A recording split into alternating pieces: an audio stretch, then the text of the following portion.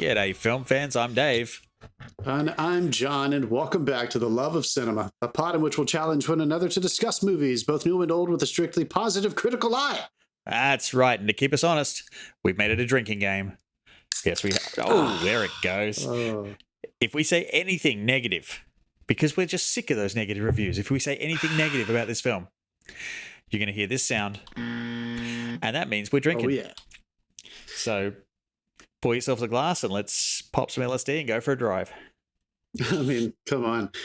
That's right, guys. We are talking about the unbearable weight of massive talent. A title so complex you have to look it up.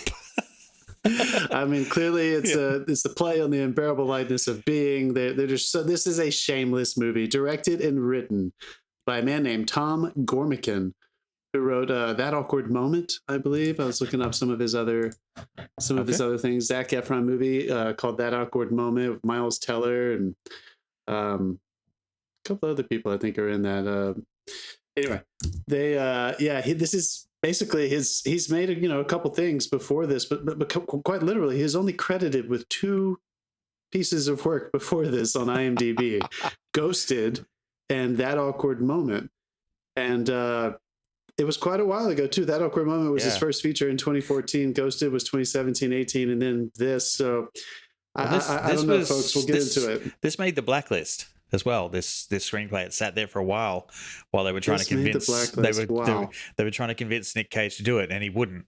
And then finally he just acquiesced, and we're in. So basically the premise of The Unbearable Weight of Massive Talent is Nick Cage is playing Nick Cage, right? Who gets hired by a wealthy millionaire to go out to his house and basically hang with him for the weekend. And that goes fucking pear-shaped. Yeah. Let's give you the official IMDb blurb, because we love doing those because they're usually so silly. In this action-packed comedy, Nicolas Cage plays Nick Cage, channeling his iconic characters as he's caught between a superfan, Pedro Pascal, and CIA agent Tiffany Haddish. So yeah, it is exactly that. Dave set it up, I think, better than more specifically than that little blurb did.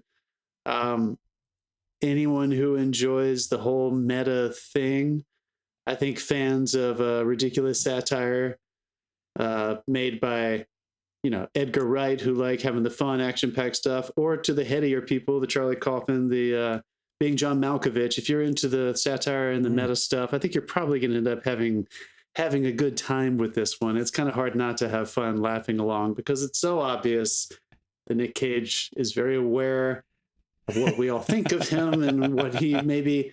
I think I left the theater still wondering, does he think that about himself, or did he just agree to do this? There's this line in the movie where every time he speaks with his agent, Neil Patrick Harris, they often at the end of their conversations are referring to some work or a job he wants to get, and then they say like, and then we're back, and then Nick Cage always says, not that we went anywhere. Not that we went anywhere. And then they always repeat that. And I wonder if that was always in the screenplay, or if that was maybe something that Nick wanted to bring to it, because it doesn't look like Nick Cage thinks that he has fallen off from a distance. So I don't know. I haven't watched enough interviews with him since making this movie, but it's really fun.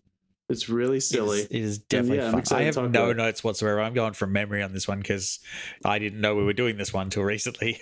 And it was funny because I went and saw back when we did the Northman episode. I watched the Northman, went out, got some food, went straight back in and sat through this. On the back of the Northman. And I could not think of more 2 diverse films to like put in a program for the day. Yeah, pretty fucking different. I mean, but let's get into it. If you're out looking for love, like find someone who looks at you the same way that Pedro Pascal looks at Nick Cage. Holy crap. Wow. So sweet. In my opinion, he steals this movie from Nick Cage. Pedro Pascal? Yeah. I had fun. There is one thing that I will gripe about, and that's that I would say about 85% of the funny stuff is in the trailer. Oh, sure. As they tend to do with comedies. But I mean, that's a lot. But there's like, there is good stuff in between it. But like the big laugh out loud, haha moments, most of them are in the trailer. Mm-hmm. Yeah. I think I agree with you. I don't think I was super surprised by any of those moments that were in the movie that weren't alluded to or literally shown in the trailer. You still have fun. It opens with them like they're gonna put they have to get you into the movie somehow. So of course there is some side plot that is actually what Nick Cage is going to get wrapped up into. But even from the very beginning, they are shameless. Like this couple is watching Con Air, and you don't know anything about the couple, and they're just enjoying it so much and passing the joint. And it's the hilarious ending scene where he's like, I would have gotten a haircut, but I didn't. He's like doing his wrap up scene, the final resolution, and fucking they really do reference every fucking Nick Cage movie in this film. Correct me if I'm wrong, but I'm pretty sure we get everything. I don't know if we got everything. I think he's got way too large of a cannon to get everything. But there's I feel like they snuck a lot of them in there. Like there's the little hand thing from Gone in 60 Seconds. Like there's all sorts of really subtle shit in there. Oh, you mean like not because they often show on television some clips of his stuff. You mean just in general? They reference a part of a character from almost all of his films. Yeah, I mean, not to mention that eventually we literally see the memorabilia of one of the characters it has of Nick Cage, and that is pretty ridiculous. Yeah, it was fun. This one's kind of hard to review. Yeah, I mean, this is because it is exactly what you think it is. Like there's not really like you're either going to like this kind of movie or maybe you're not. I guess you would have to actually dislike Nicolas Cage so much that you can't stand watching him just because he's playing himself. It's about him. He's in most of the movie. Yeah. Which is, I don't know. I think, I'm not gonna lie. This movie has only made over 13 million now worldwide. That surprised me. Yes. I thought that really more people were going to go watch this just because these past 2 weekends, I mean, we've had The Northman and we've had this movie come out, and The Northman is doing pretty well, but I didn't think, I thought this was going to make at least 30 or 40. By the animated feature Bad Guys. Yeah, which does make, and family. Yeah. If you're going to take your fucking children and your partner to the movie, that's like $150. So you might not have enough time and energy and money to go spend an extra 40 or 50 if you and your partner want to go see Nick Cage that night. Yeah. I mean, it is getting ridiculous. I feel like this one is going to turn into a little bit of a cult on streaming and DVD when it's released, or like Blu-ray now. But yeah, I could see fucking that DVD. What am I talking about? I could see that. Now I could really see that.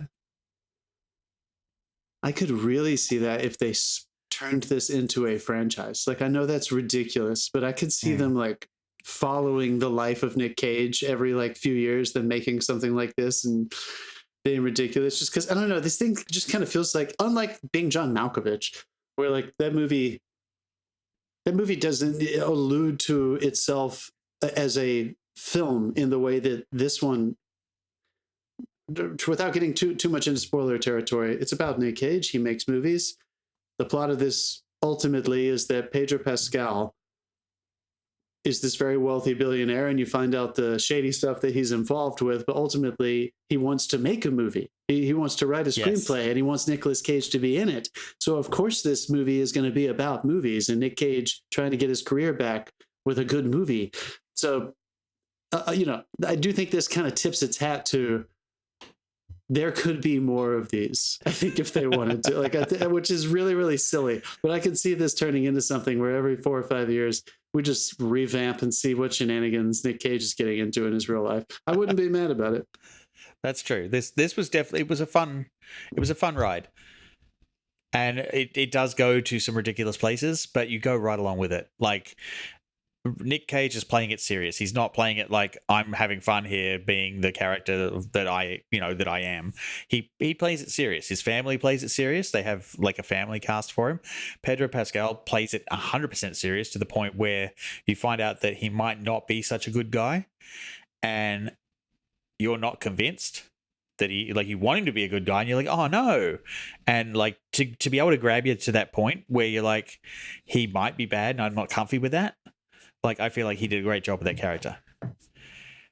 and stole the movie totally for me. agree. Honestly, stole the movie. I'm quite ready to fight Nicolas Cage for Pedro Pascal's Love.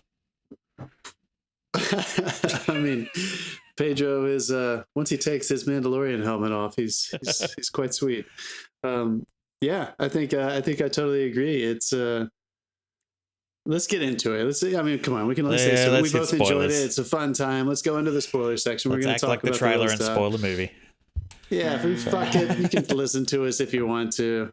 It doesn't matter. You know what this movie is. You're still going to watch it play out. This movie is going to be funny no matter what. Yeah, if you're in the mood for this kind of movie too, it doesn't matter if you know what the story. Just go listen to us if you want, but go watch it if you want to. First thing I'll ask: what did you think of young Nick Cage? Nicky Cage, yeah. I thought that was good. I'm like, holy shit! It almost looked like they used deepfake technology for that, not the techniques they've been using. I dug it. Not as opposed to the Irishman techniques. Yeah, on purpose to make it look like. I don't know. A little less quality. Yeah. I mean, I don't know. That always. But again, it's okay because nobody gave a shit, right? Yeah. It was. I liked it. I think that was his Moonstruck. Yeah, costume. They didn't overuse it either. If I'm not mistaken. And the first thing someone was like, "Oh, do they have Nick Cage as a young man?" And I'm like, "Yeah." And the first question they asked me was like, "Does he kiss him?" Yeah, of course. I'm like, "Fucking hell, yes, he does." Wait, who is this? Who's asking you this question? One of my coworkers who's in the film. Okay, yeah. Nick Cage is a good smoocher. Yeah. Nick Cage is a good smoocher. Yeah, I mean, that was pretty good. That is the Moonstruck costume, right? That's his character from Moonstruck? I think so. Yeah, I think so too. I can't remember. I saw Moonstruck once years ago. Oh, come on. It's a good one. Yeah. It was great, but I only saw it once. There's some really good, funny little quotes here.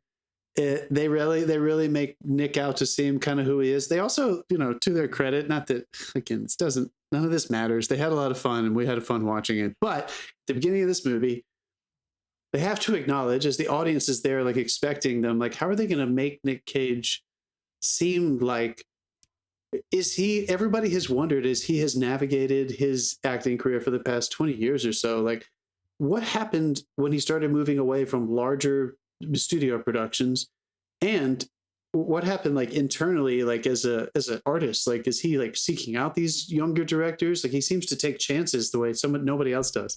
And this movie opens with him kind of desperately trying to get a really good part because he desperately does want to get quote, back in the game. Now I got to be honest, the tragic desperation, that kind of could have been any actor that had fallen off maybe the horse a little bit. And part of me was wondering, I still just don't know if Nick Cage finds himself in that position. And it didn't distract me or anything like that. But I was a little bit I think most actors could have been in that situation, in that scene. They're always desperate for that great part. Yeah.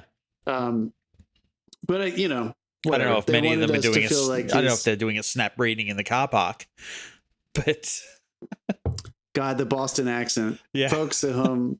It's really funny. I mean, I guess, they're just trying to make fun of things he can do or can't do, or whatever he thinks he can do. And the part is Boston. And he just starts laying into this fucking monologue, desperate to read, doesn't even wait for, they're just standing in front of this restaurant. It's so awkward and so weird. But I also love that came back later. Yeah, of course. I didn't expect that. I was like, oh my God, he's doing the monologue. Fuck me. I mean, I like Nick Cage. Look, when he finally turns it on at the cliffside and he turns into the close-up and starts acting with Pedro Pascal, he's there, man. He's a good time. I miss Nick Cage in the bigger movies. But boy, how do we talk about this one, Dave? Do you want to should we just go in chronological order? Should we just go in the beginning? I mean, I feel like we're just going to be and then this happened, and then this happened. Because honestly, folks, I don't mean this in a mean way. There are no layers to this onion. Yeah. It is exactly what you think it is. But I'm not trying to say anything. I do love some of the comedy got a little higher in the brow when they popped the LSD and went driving. And then they're driving down, they're sitting there in the village and they start getting paranoid. These two guys are looking at us. These two guys are following us. And then they run down. And then there's two guys who we can see are obviously different. but they look just close enough for these guys not to notice. And that sort of gag I kind of dug. I thought that worked. Yeah, no, me too. I found that funnier than the wall gag, to be honest. I liked part of the wall gag too, but it all hung on the charm of Pedro Pascal. And he did not disappoint. Yeah, I don't know who they were envisioning when they wrote this part. I don't know if it was a Spanish-speaking character. You know, it probably, who knows? It could have been anyone who could have played this crime lord kind of person. It probably could have gone a million different directions. I'm just so glad they went with him, because they did need someone. This movie would not have been as much fun if it was somebody who was a lot harder. You know what I mean? Like just a little more calloused and grisly. Like, you know, if they had cast someone like that, everyone would have been. It was fun assuming the whole time, you know, more than they know, basically, as audience members. You're following the CIA's perspective on this as well. And Nicolas Cage kind of learns that Pedro Pascal is a gun runner and ammunitions and, you know, illegal arms dealer. And so you think you know who Pedro Pascal is and that he's kind of just like this sweet guy, and eventually he's going to turn around and rip somebody's head off. But Pedro Pascal plays it in such a way that there's always a possibility that his intensity that he does get to sometimes, that comes from his sensitivity, is going to get in, like, become murderous. Yep. And the fun twist is that it never is, that he's actually like this frustrated, sensitive artist type that has been put into the role of this crime lord thing. That was a really fun, sweet twist. I did like that. Yeah, going back, it only works. I think this whole thing works because, like we're saying, the joke is on its sleeve. Eventually you're going to be like, how many Nick Cage jokes can they make? So what is his foil? And I will give it this. The fact that they put him with someone that he has kind of trouble reading, even though he talks about how he can read him as a sensitive soul or whatever, but that he has kind of trouble understanding, like, is this guy really like this good of a human being? Is he this sweet? Is he this passionate? Is he this sensitive? What are Pedro Pascal's 3 favorite movies? It's oh God, what was it? Face Off? Face Off is his 3rd favorite movie. Yeah. The Cabinet of Dr. Caligari. Yep. And Paddington 2. Expressionist film. And Paddington 2. Which we're going to be talking a lot more about soon. Yeah, which Jeff and Dave just talked about, and I didn't get to hear it. Paddington 2, you're not serious. It made me want to be a better man. And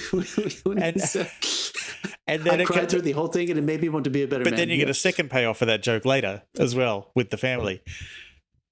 So it's they did their, like, I love a running gag. I'm a sucker for running gags. So, like, the fact that this has a couple that run through it, I thought was really great. I thought it was really refreshing when he gets told to take him out, and they both get told to take each other out, and they're both with guns out there, and it's like, you were gonna kill me? You were gonna kill me? I don't want to kill you. I love you. And like 2 men telling each other they love them on camera, like straight up. So I was like, that's cool. I like that.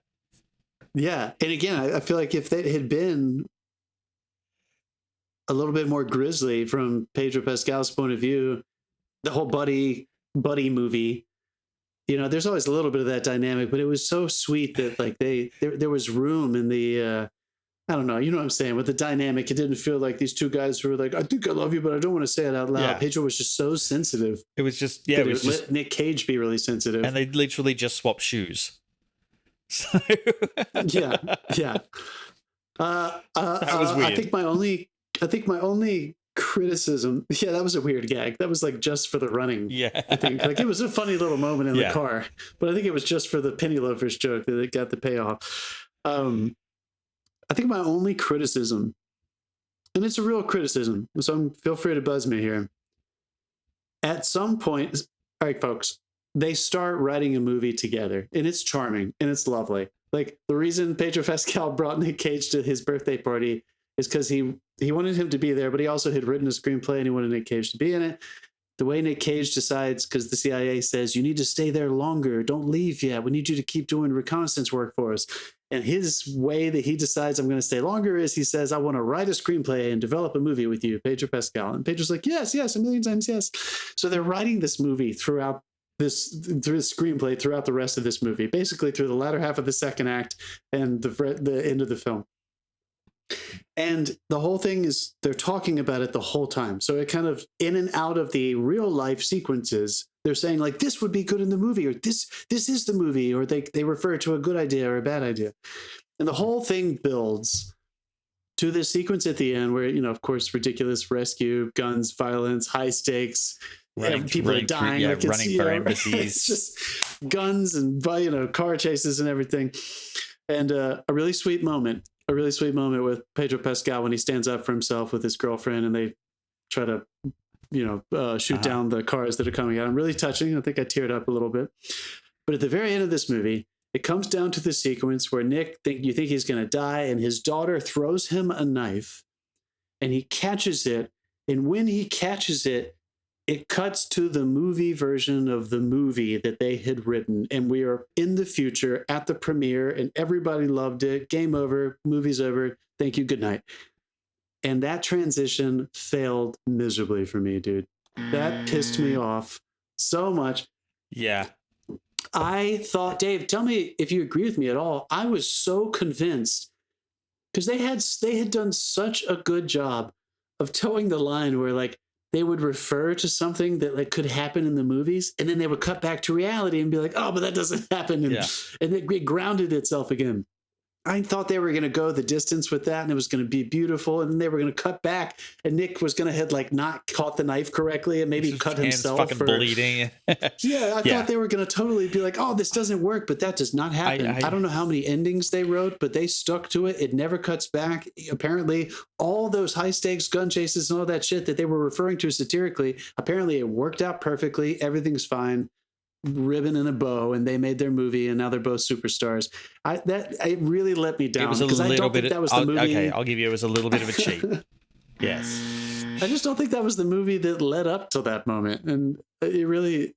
If the rest of the movie had been like that, I think it would have been a lesser quality. I mean, where you could take that as a statement on Hollywood itself, if you like, but yeah. But even then, isn't there a more fun way to say that? Yeah, there is. To poke at that. And I also did find that I found that a little jarring. Yeah. I was so jarred. I was like, what's happening? He wasn't just like a audience member in a seat, and I was like, oh, that's too bad. I wish they would have gone back. I was literally like confused. I was like, are they really not going to go back? Is this real? And it was real, and it just has a really weird wrap up and. People are speaking to each other the way they don't speak to each other. His mother and his daughter, his wife and his daughter never spoke to him like that. And everything was like fucking hunky-dory, sitting on the floor. The way he had referenced at the beginning. Did the studio rewrite the ending or some shit? It literally felt like a rewrite. It felt like they were like, nah, this isn't funny enough. This isn't a wrap up. Let's give him this. Yeah. Let's give him this comeback. And there's a more creative way to do that. So sorry, Tom, but I think you let yourself down there, bro. I think that was, yeah, sure. Give me that buzz. You can buzz Take me. That. Also, what happened with Pedro? Like there was, I cared so much about what was happening to him and his girlfriend. That was the thing. They built him up and built him up and built him up, and then he wasn't even in. Like they made this thing about I was too nervous, I had to go outside. He wasn't even in the theater when it ended. So he forms this like 5-second part of the end scene, and it's the guy you like the most in the bloody movie. Yeah, I felt like you're right. This was a series of bad choices there. It was there at the end. For me, the obvious choice was because folks, we can't say it enough. Pedro is just so charming. You love him so much, and he has this big moment that I referred to where he stands up for himself and he stays behind. The cars are coming, and him and his girlfriend, who they can't be with until they say, "Fuck it, we're going to risk everything." And they shoot them, and they shoot a car that's coming at them, and they get left behind. The caravan continues to some embassy. I get it. So Pedro, realistically speaking, they've been left behind. But how did this not end with it cutting back to Nick fucking up the knife toss somehow, and like it cutting him, or like something going horribly wrong, and then Pedro comes out of the woodwork and kills his cousin?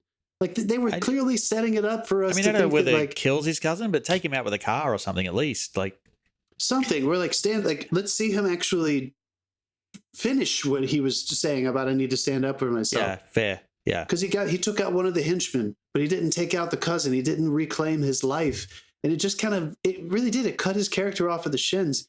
And I thought that was weird because, God, we're getting way into this now. But structurally, come on, this was a buddy movie, and it was about Nick Cage actually needed this to happen to him. He needed to meet Pedro Pascal so that he could get he could get back to the movie stardom. And they ended up taking some of the status away from Pedro Pascal by not letting us resolve with him. Yep. And then you're totally right. He literally couldn't watch the premiere, so he just appears randomly at the end of it. And he's like, "Oh, I was so nervous I couldn't watch it." And I was like, "What? Why wasn't he sitting beside him? This is their movie." I don't know. At first I was like, did he not make it? Are they going to kill him? Like when he wasn't there? I kept thinking, like, what is happening? Is he dead, or is this just Nick? He's such an egoist. He's egotistical maniac at this point. This is all his fantasy. But it was none of that. It was not that. It was totally real. So anyway, that really pissed me off. I was like, what the fuck was that? I had so much fun up until that point. But this is definitely one of those movies. I can't wait to get high and watch this again at home. Yeah, that is definitely the way to watch it. Streaming service. I mean, I think it's going to be fun, man. I think you're right about the cult thing. I bet a couple, drinking and drug games will get invented to go with it. I'm not kidding. I would like to see a couple more of these. I think it'd be real fun if Pedro and Nick like put themselves and they were like, couldn't you see them like, we need to write another one? So they have to put themselves in some dangerous situation. Oh my God. In some weird country. Yeah. Right? Did you see it? It's like the studio's forcing a sequel and the studio turns out to be worse than the drug gang. Exactly. Oh my God, dude. It's writing itself. Tom, give us a call. Yeah. We're ready to go for it. We're spitballing gold here. That's Dave. That's good. That's funny. Honestly, it's that kind of movie. I think you're going to have a great time. We had Chris Hurt on here a couple weeks ago. For anyone who remembers him, he was on our Dave help me Dumbledore episode, and he said last weekend when he went to go see this movie that his theater was like literally cheering at the end of the movie. And just like really responsive. Everybody had so much fun. Yeah. So get out there and see this. This is fun. You don't have to see it on a big screen. It's not going to make or break your life, but it's really fun on the big screen. Yes, it is. Right? It is. And did you see this in a big format? No. They didn't have it in any of the big formats. It's not in mine either. It's in some of the big digitals. A standard release. Yeah. So I went and sat in my non-reclining chair. And had some fun. Like it was great. Everyone in my theater was howling as well. Like I'm surprised I could hear them over me. I pissed myself laughing during this. We had a lot of fun. Yeah. Elizabeth had a really good time too. We were both laughing. I had a smile on my face the whole time while I was laughing until the end. That pissed me off. But until the end, but it was really charming. I will say this cracked me up. This old couple. There were probably like 20 people in my theater, and this old couple in the front. Like 2/3 of the way through the movie, that's when they decided they were like, I got to get out of here. And they just got up and walked out. I don't know what was happening. Maybe something was happening personally, but like they made it through over half the movie, well over half the movie. And they somehow were like, it was after the Penny Loafers first shootout scene. And they were like, we got to go. And they just got up and walked out. I thought that was really funny. Maybe this movie isn't for everybody. Now, here's the real kicker. Yeah. Here's the real question anyone who has watched this is asking themselves. Is Nick Cage back? Not that he went anywhere, but is Nicolas Cage back? Is he ready? Pig was a big success for cult fans and independents last year. I think he has proved himself a couple times over now that he can still bring it when the role is right. He's got a thing. It's Nick Cage. He is singular in his style. But you know what? If it's right, it's right. And there's really only one question, Dave, and you're our connoisseur in this department. There are two universes that exist that could put him back on the top. It's either Star Wars or fucking Marvel, and if he appears in one of those, I think he's going to be back on the top. He was Ghost Rider. Oh come on, let's not. I'm buzzing you. Fucking dude, the original Ghost Rider. The original Ghost Rider is not a bad film.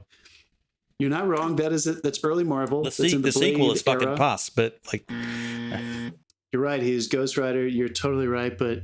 Everyone knows that's not what I was talking about. We're talking about one of the new generations. We won't hold it against him for the early Ghost Rider.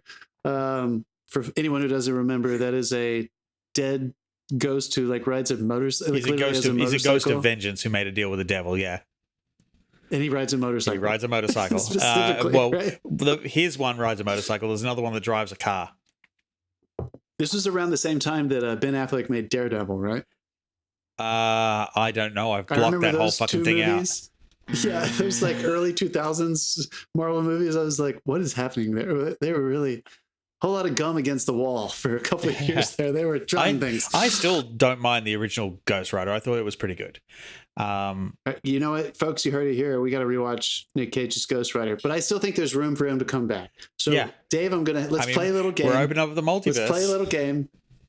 I'm excited for you. I've been wanting to ask you this because I think let's be real. This is how superstars are made now these days. Nobody fucking cares unless you have a cape or a Jedi hood on. This is what's going to put him back on top. We need him to be seen by the millions once again, to introduce him to the generation that didn't grow up with him. Give me a Marvel character or two that you could see him inhabiting, or we can talk about the Star Wars universe, although I think that is always being kind of written. But maybe in the Marvel. I mean, if he's going Star Wars, he's definitely a rogue. Like he's not Jedi or Sith material. He's definitely a rogue. So what do you think he is? Like just like an arms dealer, like on the side kind of thing, like a human character. Yeah, an arms dealer with a heart of gold. Do you remember the Forrest Whitaker character in Rogue One? Yeah, he was a little intense. I could have seen him doing something like that, like just some random like human character that just appears in the Star Wars universe. I could see that. He could be a bartender in Mos Eisley. If Star Wars wanted to take a hilarious slant, they could make him like a Qui-Gon Jinn character and like make him like a straight up like mentor-y Jedi character, and everyone knows like this is silly and we're having fun. It's Nick Cage. They could totally do that. I would go see that movie. He's already played that role in Kung Fu. No, Jiu-Jitsu. Jiu-Jitsu. Oh my God, dude. Oh yeah, Jiu-Jitsu. That's right. I got Nick Cage game. 2019? Yeah. Was that 2019? Yeah, God, it was an hour and a half fucking stunt reel. Jesus fucking Christ, dude. We all watched that one. I think I was at the Mountain House over the pandemic. Yeah, I said it to you guys as a joke. I think in Marvel, that's a hard one. Like with what we've got now, he's too old for Wiccan, but I could see him pulling off a Wiccan type character. Who's Wiccan? Is that a witch? Yes, it is actually. It's Scarlet Witch's one of Scarlet Witch's kids. Cool. One becomes Speed, the other one becomes Wiccan. Yes, I can hear that. I don't know what that is. Yeah, that's it. Are you being raided? I think there's some vacuuming happening outside my door. Fucking tornado. I'm going to leave that on, and we can just laugh about it for the rest of the episode. I think I could see him. I could see him being kind of one of the. He's too old to be the superhero, right? But I could see him playing maybe one of the older business types who's usually a government or a private sector foil to the Avengers or to whatever the new generation is going to be. I could see him popping up. I mean, he is larger than life. So I feel like for those characters that like, do you remember when was it William Hurt who played one of the Iron Man business? Yes. So like whenever they put those guys in the private sector, they kind of have to match the superheroes with the size of the charisma and the personality and the ego.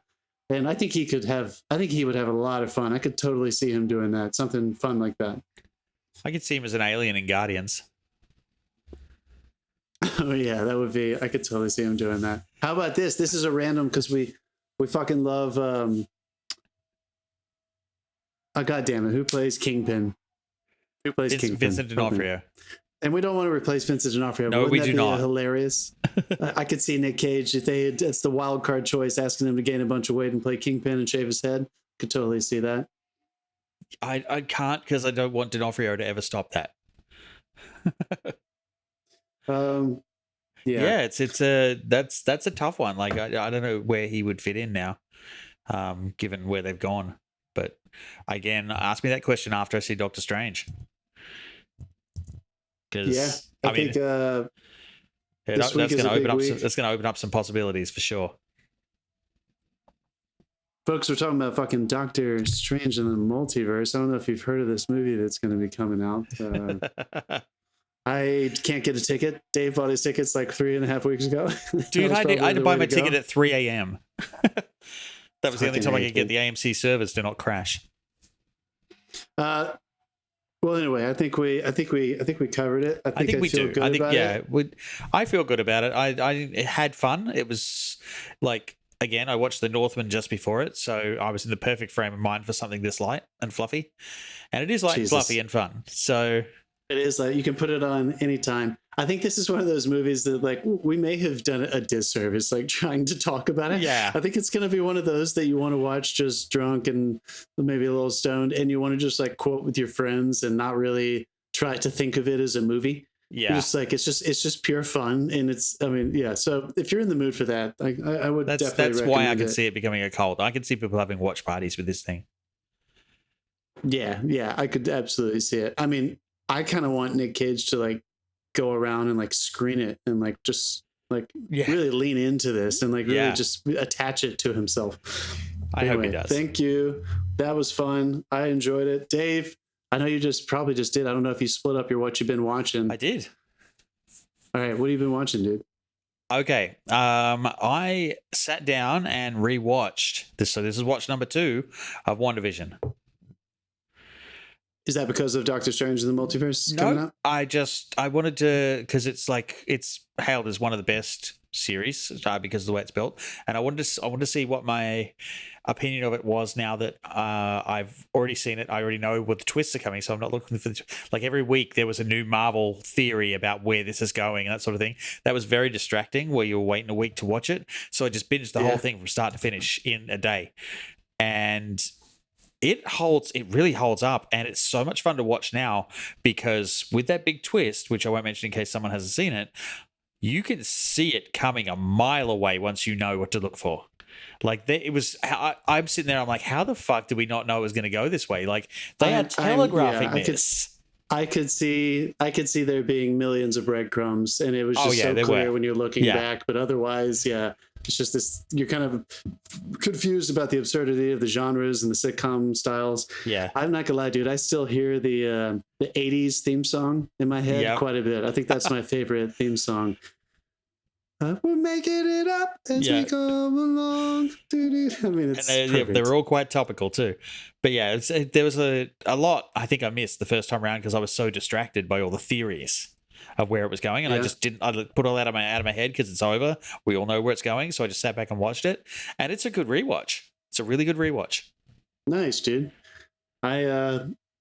I was thinking about it recently just because there's so many billboards of Doctor Strange around here, and I kept seeing her, and I was like, man, that was a fun one. Love that new costume. In the Doctor Strange, like the trailer, what we get by the end of WandaVision, like that new costume looks fucking amazing. Whoever designed that, just witchy. Give them all the Oscars. And I guess we're going to see way more of Julia Louis-Dreyfus and coming up. I'm not gonna lie. I don't understand what's happening at the end of WandaVision. I don't understand this whole new thing they're going into. I think Doctor Strange is going to clarify some of it. Oh yeah. So I need to go see it because I didn't know who any of those characters were, so it really didn't mean anything to me. So I think they're having fun going back and forth between like we're going to give you some stuff for you to watch on your television, and then we're going to explain it in the movie. And I think that's sort of like they're using the TV series to like, because a lot of them, for instance, Moon Knight, which is happening now, originally had the season finale on its description, and now it says series finale. So they're using these things almost as backdoor pilots for when this character appears in a film, so they don't have to spend so much time setting up the films. And I think that's what going to be the model from now on. Like a lot of these new characters, like granted, we're getting a shit ton of new ones, I would imagine, in multiverse, but like a lot of these characters that are going into some of the other phases, they don't have a big multiverse film to set up with. They're like being set up on the Disney Plus service. That's cool. I mean, I think it makes sense. It's probably what they're going to do. And to be honest, it doesn't suck. Setup, what I appreciate is that like I don't know how much Disney Plus I'm going to keep watching for the Marvel shows. I don't think I finished the last 2 or 3 that came. I don't think I finished The Winter Soldier. I never watched Loki. But I don't think it matters because I think they're still going to do a good job of when you go see the movies, they'll clarify everything for you. They'll explain enough so that you can just come back and watch the movies if you want. If you're not going to be someone who wants to spend 14 hours. Loki started to feel like Doctor Who after a while. It was kind of fun. I heard it was fun. Yeah. Nice, dude. Anything else? No, that was it for me. I finished up. I didn't finish. I think it was the penultimate, but I think there's a couple more episodes, maybe one more episode of Winning Time, the Lakers show. I'm still really enjoying that. I don't know if Jeff said he caught up on that one, but I'm still liking that show a lot. And damn it, I watched something else, but doesn't matter. That's the main one that I have been keeping up with, and it's been enjoyable. I think I need to watch the last episode of Julia. I have been enjoying that show. I think that has been very pleasant and very fun. There's a lot of cast of Frasier in it. A lot. There's David Hyde Pierce and BB Newworth, but it's still fun like watching them, and it's an enjoyable show. And I think we're coming up and bracing for some massive movies that are coming out. It has been fun watching the Top Gun trailer in the movie theaters. I'm excited to see that. It's ridiculous, but I've seen reports from a few people who have seen it, and they're like, "Oh my fucking god!" So we'll see how we go. That's going to be right on the back of me coming back from Australia. That's coming out. How many hundreds of hours of footage did they record? 800 or something stupid. Yeah, right? It was like 800. Fucking those poor editors. Yeah. That one move that they clearly really like, where the plane rotates in the pilot shot and then it just blasts off upside down. They're going to use that like 30 times. I can already guarantee it. But I'm going to watch it. Well, did you probably see it at least once? Did you get the special thing before? I think it was before Northman. I saw it where they talked about how they put the pilot, they put the cast in the planes and especially outfitted the cockpits with cameras and stuff. And they're talking about all the training that they had to go through to do this shit.